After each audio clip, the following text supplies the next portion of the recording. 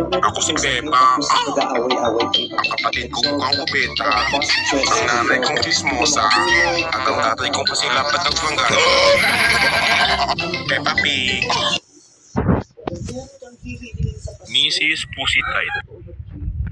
Isang umaga, naglalaro ang dalawang magkapatid ng tagu-taguan. Anong tagu-taguan, Bevs? Hindi magiging tagu-taguan yung magiging dollhouse for today. Grabe ka naman. Okay, George, maglalaro tayo ng dollhouse. Okay, hindi tagu-taguan. Huwag ka makinig sa author na yan, bobo. Okay mga bata, ihanda ninyo si Kimura kasi iinom tayo ng gin bulag. Dito na kayo sa inyong higaan ha. Matutulog na kayo. Hindi kayo pwede uminom. Ang inabat mo nilagay sa itaas, bingi ka ba? Di ba sabi, iinom sila ng gin bulag? Matulog na kayo dyan. Huwag kayo makinig sa baboy na yan. Mga bata, bababa ba kayo dyan o kakalagring ko kayo papunta sa ilalim ng lupa? Mga punyeta. Lang kayo. Huwag kayo alis dyan.